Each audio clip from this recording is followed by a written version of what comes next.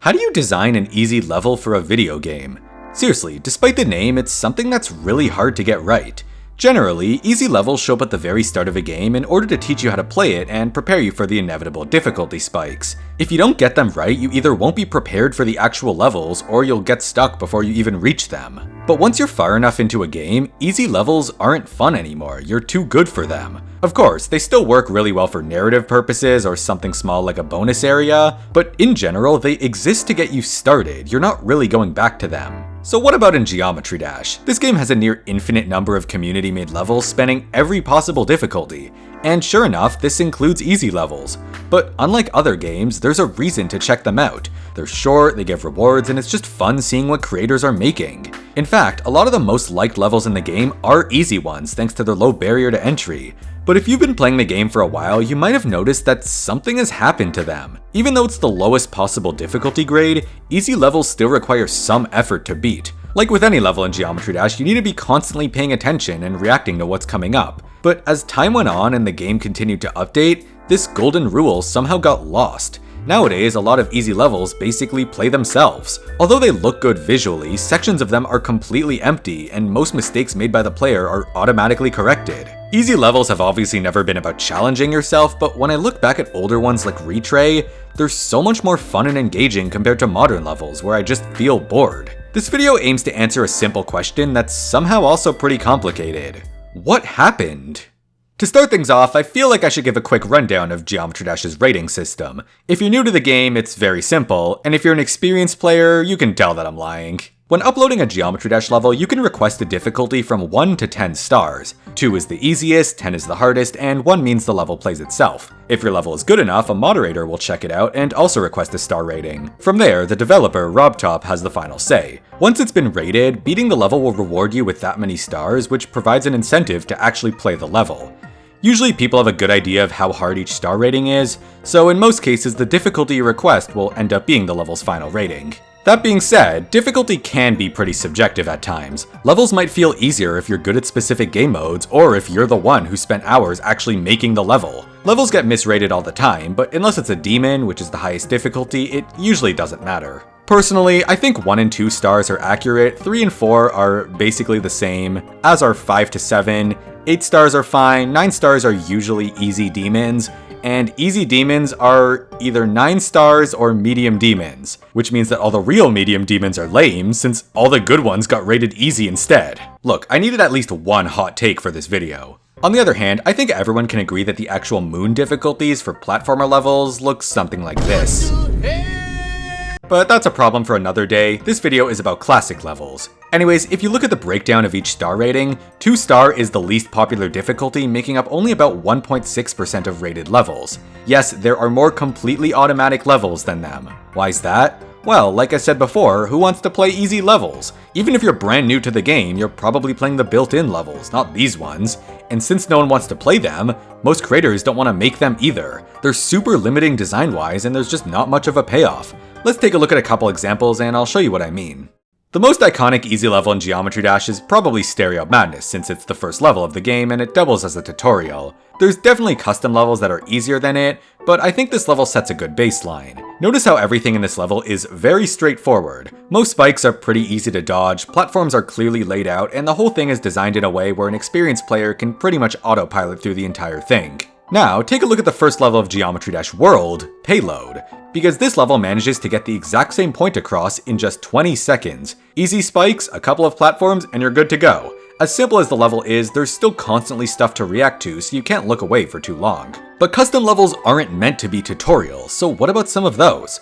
Well, the first user-made 2-star is called Darkness, and it's so old that the ID for the level is 1729. For reference, we're past 100 million now. As crude as this level is, it still adopts the same simple gameplay style as Stereo Madness, but also uses some later mechanics like orbs and gravity portals since the average player would already be familiar with them. All in all, it's just an easy level, with the hardest move probably being the jump onto this block since you need to eyeball it. The thing about early Geometry Dash is that there was so little to work with that every level pretty much felt exactly the same, especially the 2-star ones. By update 1.9, there were lots of new tools to give your level a personality, and it gave us more interesting 2-star levels like Sonar, which is...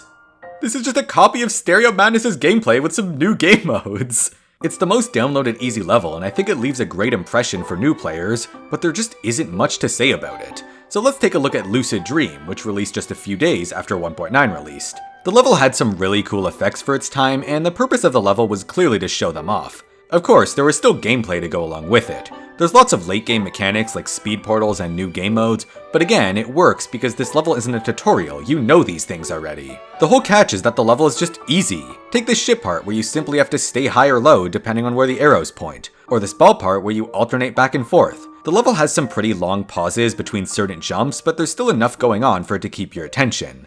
As time went on, creators continued to really push what an easy level can be. Retray, for example, is also less focused on gameplay and instead entertains you with its theming. But it's still a level you need to beat, so there's pits to jump over, gaps to fly through, and a super easy wave part that still requires some navigation. This final UFO part is interesting because it kind of tricks you into being intimidated by it, but it's actually impossible to die thanks to some invisible slopes. It takes advantage of the song's energy and gives you a chance to feel really cool. I'm sure this won't be problematic in the future, right? This takes us to Update 2.0, which added huge things like moving objects, infinite colors, and the ability to make anything invisible. We don't talk about Update 2.0. I repeat, we don't talk about Update 2.0. We just don't. By 2.1, it was clear that easy levels had shifted to be much more decoration focused, and honestly it was awesome. It gave players a reason to check out these levels even if they were way too good for them. They weren't challenging, but they were still super energetic and fun to power through. They had personality. But as time went on, something happened. As the limits of the game were pushed further and further, levels began to look better than they ever had before. But when I would play most 2-star levels, I just felt nothing. Suddenly, I didn't want to see what these levels had to offer anymore.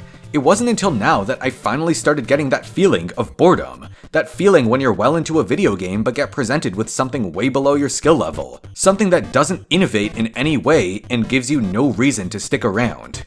And it's not just me. 2-star levels have had a very noticeable decline in quality, and it's been a constant complaint in the Geometry Dash community. Most notably, the fact that these levels are somehow getting easier and therefore even less fun to play. Levels that request 2 stars are suddenly being rated 3, while the new easy levels are almost fully automatic. Now, I obviously didn't want to single out a specific 2-star level and form my opinion around it, so I sat down and played almost 100 of them. That's where all the footage you're seeing comes from. That might sound a bit crazy, and if it doesn't, just know that I was also taking notes on them. But this was actually a good idea because sure enough, I was quick to find a consistent pattern across these levels. Obviously, visuals play a huge role in pretty much every level nowadays, but for this section in particular, I want to focus on what you're actually doing as a player. One of the most interesting things I noticed is actually the song choice for modern easy levels. Out of all the levels I played, about 2/3 of them were slow and very calm. And this is probably because upbeat songs usually call for more energetic gameplay, which is generally reserved for higher difficulties. So we're left with the opposite, slow songs with slow movement and very calm design. The whole thing feels kind of sleepy, especially if you're coming from harder, more fast-paced levels. Which leads me to my second thing I noticed, lots of downtime. Downtime simply refers to any point in a game where nothing is going on. Something like a loading screen or the camera panning during a cutscene. If making it longer would be annoying, it's probably downtime. In the context of Geometry Dash, downtime is simply when nothing is happening in a level, and in easy levels there's a lot of it. You'll often jump over a spike, then sit and do nothing until the next one appears. Or you'll land on a platform and wait for a while. Or maybe there's a cutscene that feels way longer than it needs to be. In older levels like Sonar, you're always doing something, but now there's a lot of time spent waiting, mainly due to the slow songs with long pauses between each note. This doesn't ruin a level by any means, and sometimes even helps give it personality. But Geometry Dash is also a game that's specifically designed to minimize this downtime. It's presented as a very rapid-fire game, and all the built-in levels follow that. It's the reason why you instantly respawn after each attempt instead of having to sit through some long break. So what about when the level actually has obstacles? Well, in easy levels, they're rarely chained. This means that they don't connect or build off each other that much. For example, this spike has no influence on the next one, they aren't connected in any way. Neither are these blocks in something like this. Simply put, you spend a lot of time on the ground as opposed to jumping from platform to platform. But what if a part is more complicated? Enter jump indicators, these guys that tell you exactly when to click. You'll find these in a lot of rated levels all the way up to demons, but in easy levels they're especially excessive. Sometimes they'll point out really obvious moves for you, and other times the gameplay is so incredibly vague that you actually need them. A lot of art creators will use indicators as an excuse to really camouflage their gameplay with the environment, but it always felt kind of lazy to me. It takes away from the experience of trying to read the level for yourself. More often than not, art levels treat gameplay as an afterthought, and sometimes it actively sabotages the level. This is especially bad with 2-star levels, because it makes failing in one almost always feel like the level's fault and not your own. After all, why else would you mess up on the easiest difficulty in the game? I guess I should also address the flying game modes like Ship and UFO. These sections are often very empty. Enough so that they're interchangeable with any flying mode. Usually you're just flying through the middle the entire time, and more often than not, you can get away with doing nothing at all. In that sense, it's a bit like the first ship part in Stereo Madness, but dumbed down even further. Last but not least, we have the staple of every modern easy level. Let's give it up for the guardrails. It's probably the easiest way to get a 2-star rating, and the way it works is extremely simple. Make it so you cannot lose. Yes, there's still some obstacles, but for most accidents, the level will just pull you back up like Lakitu. Take this ship part for example, where pretty much every right angle has been rounded out with a slope. This means that you can rest on the bottom the entire time because you'll slide up every wall that comes your way. Slopes are a pretty common guardrail simply because you can make it look like part of the gameplay. But a lot of levels don't even do that. They'll often use these fading slopes that clearly send the message that they're only there to baby you. You might also see saw blades get covered by them, so touching one simply knocks you around. But if you think that's bad, a lot of levels will make the slopes fully invisible. This is something I've never been able to understand, because if you're making a 2-star level, clarity should be a huge priority. When you do this, it confuses all the new players and makes all the experienced ones feel lied to. Why hide what's in your level when you can make it part of the design? That way, everybody wins. Slopes aren't the only guardrail though. Some levels will give each input a complementary jump pad so that if you don't click, the level will do it for you. And other levels will have more subtle rigging, like allowing you to bonk your head or slide on everything in a wave part. What I'm wondering though is why don't levels take more advantage of these guards? If you have a part where you can't die, you can make the section look and feel a lot harder since it's safe anyways. This is exactly what Retray does with its UFO part, and it works really nicely as long as it's done in moderation.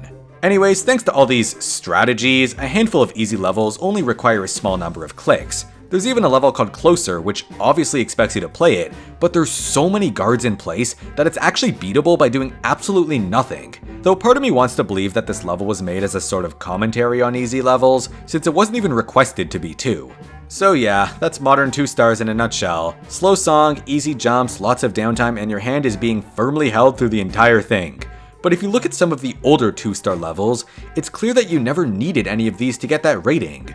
All you need to do is make a level that's easy. A level that still requires effort, but not a high skill level. Sonar did it, Dark Paradise did it, so how did we get here in the first place?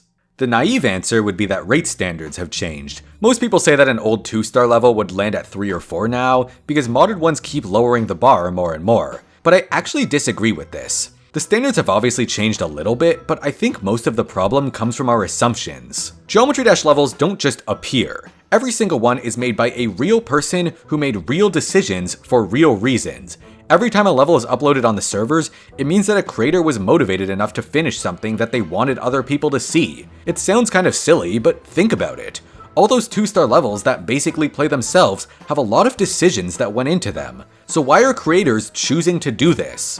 Well, for one, the style of gameplay in Geometry Dash is constantly evolving. It doesn't make any sense to expect easy levels to play like Stereo Madness because you don't see any harder levels that play like Jumper. Ever since the rise of triggers and the overall stronger focus on visuals, we've totally steered away from this style of traditional gameplay. Now it's about making something that simply feels really nice to play. The gameplay and aesthetics of modern levels complement their songs so much more than old map pack levels ever could, and I'm pretty happy with that. But 2-star levels don't really work well with this formula. The songs are often slow, so the levels feel that way as well. More importantly though, almost every 2-star level is directly requested to be 2 stars. This is kind of obvious, but it means that the creator built the level with the intent of making it easy. You don't just decide that a level will be 2 stars halfway through building, because an easy level needs lots of extra thought and restrictions that you would never worry about otherwise. Problem is, making a good easy level is hard. Really hard, especially if you're an experienced player past that skill level. You have to really think about every input of the level. So when you're not good at this kind of level design but still have your heart set on making a 2-star, the natural solution is to make really watered down gameplay with a ton of safeguards. And that right there is the exact point where the creator goes wrong. The problem is their commitment to making a 2-star level. The idea that getting a higher difficulty rating by accident makes them a failure. So in order to guarantee this rating, they play it really safe. They constantly nerf their gameplay and add guardrails everywhere. As for why people want the ratings so bad, well, people like trying new things. Making a 2-star level can be a fun exercise that lets you approach creating in a totally different way. But in my opinion, if you have to resort to such safe and uninteresting gameplay to get that rating, you didn't do a very good job. So at this point, why not just make an auto level? Well, then the level becomes too boring, because auto levels usually take advantage of the lack of player input in order to do some really cool things.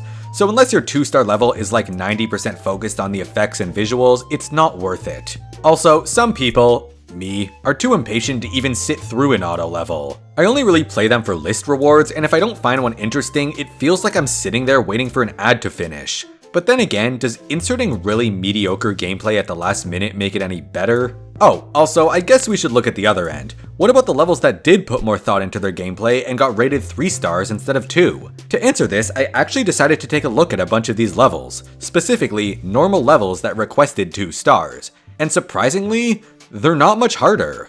Most of the time, they tend to be a stereotypical 2-star level, just with something notably flawed or poorly designed. For example, in this case the gameplay is super easy, but the visuals are confusing and make it hard to tell where you're supposed to jump. Or here, it looks a lot scarier than it actually is, but there's lots of invisible safeguards and fake obstacles. And sometimes the gameplay is technical enough that it actually warrants being 3 stars. But what about Stereo Madness? That's a pretty technical level and it even has triple spikes. Well, in case you've forgotten, that level isn't even 2 stars. It's 1. But also, this level is meant to teach you how the game works. It's not the same as a custom level, so I don't think it's right to compare it. There's parts that work well as a 2-star and parts that don't, but it was never trying to be one. It's just the first level of the game. You know, I've been talking a lot of crap about easy levels in this video, but I feel the need to point out that they're not all like this. There are plenty of modern 2-star levels that broke the really unfun formula and actually stuck with me. And I want to quickly cover a few because there's one super important thing that they have in common. Have a look at this level, Cloudy by Danner, or is it D-Hanner? I don't know. This level is absurdly easy, but it's also happy and upbeat. It still requires some effort and it's pretty honest with the gameplay. There's no invisible hazards or guardrails. It's a level that any player can enjoy and it doesn't feel like it's holding your hand because it's so easy that it doesn't have to. The goal of the level is simply for you to have fun. Here's another one, Space Station by Splinter25, which won Best Easy Level at last year's GD Awards. The theming is incredible, but what sticks out to me even more is the fact that just like Cloudy, the level is honest. It's insanely easy if you put in the effort, but if you choose to stop flying your ship for whatever reason, it's not going to correct you with invisible slopes. You're encouraged to put in a little bit of effort so that you can experience the level in the way the creator intended. Also, there's a triple speed portal and even a dual section, things that many 2-star levels wouldn't even dare to touch unless they're fully auto. Next up is Holder's Heaven by Lisp and some other folks. This level looks insanely difficult, but the gimmick is that all you have to do is hold down the entire time. Whether this should be auto or not is definitely up for debate, and I personally think it should be, but you can't deny that it's super cool. And that's basically the only reason I'm showing it off. It completely challenges the definition of a 2-star level, because it can.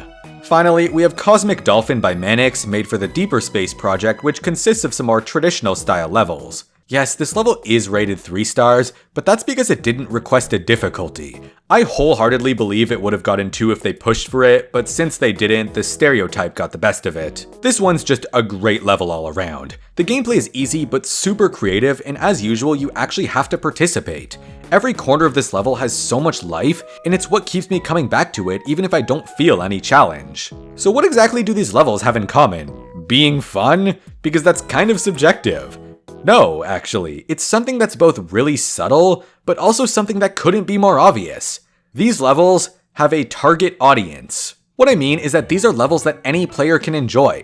You could be coming from an extreme demon and you won't feel ridiculed by these levels at all. Simply put, the levels don't treat you like you're stupid. They're easy, but they expect you to know how to play the game. They hold the assumption that you already know all the game modes, or how to survive a duel part, or how a dash orb works, because 99% of custom level players do know. Don't get me wrong, new players are definitely at a disadvantage. I'm sure there's lots of stuff in Space Station that would confuse the heck out of them, like these alternating gravity portals or this moving rocket ship. But first of all, you should at least know the very basics from the official levels. And secondly, when you're a beginner, it's okay to take multiple attempts to beat these levels, because that's your current skill level. And with time, you'll get better at the game. These levels understand that you don't need to rig them so everyone beats it first try. It takes away from the learning experience if you're a beginner, and it feels like an insult to your skill if you're not. And that right there highlights the #1 problem with most of the easy levels nowadays. The reason people don't enjoy them is because they don't appeal to anybody.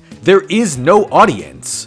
Consider this. If a level is filled with slopes and other safeguards to prevent you from dying, you get this feeling that they're there to catch people who aren't as good at the game. After all, they're the ones who are most likely playing the 2-star levels. But if that's who they're building the level for, why do they go on to use such advanced features? They expect you to know all the mechanics and game modes, they expect you to be comfortable upside down, and they go on to do all sorts of unconventional things that make no sense unless you're already used to custom levels. So if the level isn't aimed towards old players, but also isn't aimed towards new players, who does that leave? Well, nobody. Everyone loses. Unless you're only there for the visuals or overall vibe of the level, there's just no point. This all leads to one final question. How do you make a good 2-star level? One that people will enjoy in the moment and maybe even want to replay? The answer is simply to break away from what everyone else is doing. And for those who actually feel like taking a crack at it, here are 10 quick tips that I thought of. But first, let me just... That's Mr. Cologne to you. First off, like I said before, figure out your audience. If you're making a level with new players in mind, try and keep it as straightforward as possible. This means avoiding invisible blocks, custom portals, things like H-blocks, or anything you can't figure out simply by looking at it. Keep your transitions very simple, and leave some time to play around with any new game modes. On the other hand, if you're making a level for experienced players, well, they already know how everything works, so don't bore them, keep them engaged. Tip number 2, the level doesn't have to be slow. People often pick slow songs because it makes for naturally easy gameplay. After all, calm songs don't really fit into harder levels.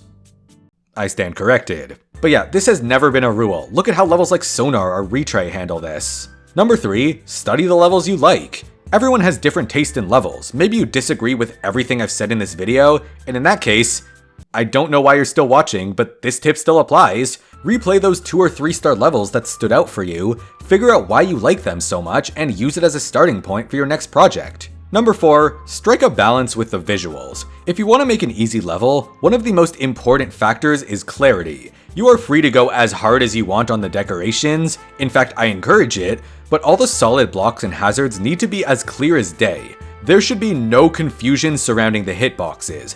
And I know that sounds really lame, but if you're seriously going for a 2-star rating, it is a sacrifice you need to make, and it will make your level far more accessible. Tip 5, remember the gameplay. If you're only in it for the visuals or the storytelling, maybe just work on an auto level instead, because people go into levels expecting to play something, and if the gameplay ends up being super mediocre, then it really hurts the experience. The most infamous example of this is probably the Portal Gauntlet. Every level in this gauntlet is a masterpiece, if you're watching them on YouTube.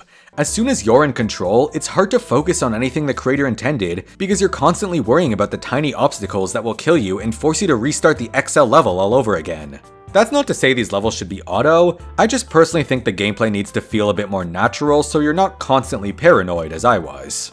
Tip number 6, no guardrails. Get them out of here, kill them. If you need to rely on invisible slopes and safe floors and all that stuff, you're basically just admitting that you completely gave up. If for whatever reason you really need them, at the very least, be honest. Don't use these fading blocks, make it look like an intentional part of the level. And make sure you can't pass any flying sections by doing nothing. Make sure you can't stay on the floor or ceiling for too long. Also, if you really want, there are more subtle ways to cheat in favor of the player. You can extend the hitboxes of some platforms or make orbs larger, but generally you should be honest about these things as well, or restructure your gameplay so you don't have to do it. 7. Give your level a personality. All of my favorite 2-star levels have something that really feels unique to them. Maybe it's a very different gameplay style like Cloudy, or a memorable theme like Retray, or a bit of a story to tell like in Space Station. Lock into something that will make your level feel different in a sea of hundreds of other ones, something people will remember it for. Number 8, push what it means to be a 2-star level. The only real requirement is that it's a level that requires some player input that almost every experienced player will beat on the first try. Nobody said it has to be conventional. Holder's Heaven technically meets this requirement, and that's why it's rated 2 stars despite looking insane. Another great example is The Spike Is Over There, which only has one click, but the whole joke is that the level is trying to hold your hand by directly talking to you. Okay, actually no, wait, I think I actually see a spike this time. No, wait, no. That's not a spike, that's an orb, that's an orb. And another one I like is Last Punishment, which has an optional challenge of avoiding every mirror portal in the level, or touching them all if you prefer that. It manages to completely distract you from what would otherwise be boring gameplay. There are so many ways to make a level feel original without making it harder, so play around. Tip 9, take risks with your gameplay. Yes, it's hard to make an easy level, but you don't have to be in constant fear the entire time. You don't have to nerf everything in your level to guarantee a 2-star rating. If the inputs are easy, it doesn't matter if there's a lot or a few of them, so don't be afraid to make sections that are slightly more involved. Worst case scenario, your level is rated 3 stars, but it's way more enjoyable, and you get an extra star for beating it. I think it's well worth taking that chance, since more often than not, the failed 2 stars are a result of bad design or being far too technical. So at the very least, watch out for that and get some playtesters if you're unsure. I know getting a tester for an easy level sounds ridiculous, but they are there to provide feedback. And my final tip is to just request 2 stars. Maybe your level is actually more like 3, but whatever. Most of the moderators are pretty good at this game, so the jump in difficulty between 2 and 3 stars is really hard to notice unless something sticks out a lot. Unfortunately, I think a lot of levels will still be set for 3 simply because of the stereotype that easy levels need to baby you the entire time. But if you push for it in the level description or find some other way to make it really clear, there's always a chance. So there you have it, my thoughts on 2-star levels, what I think happened to them, and where we can potentially go from here. I want to make it clear that I don't hate the modern ones, I just think we could be doing so much better overall. There is zero reason to be hateful towards any of these levels or their creators, since they're usually just passion projects that they felt like making for fun. I had to record a ton of footage for this video, and I don't have anything against any of the levels I showcased. They're simply there as examples to help you better understand what I was trying to say. You should know by now that making a 2-star level is hard, so I'm happy for every creator who's willing to take a shot at it, even if they don't get it exactly right. As always, thank you so much for sitting through my little yap session and hearing me out. I love diving into nerdy stuff like this, and I'm happy to do more of it if people are interested. But for now, 2-star levels are still the least common rating in the game, so if you're a creator with some free time on your hands, get out there and make something. After all, it's easy.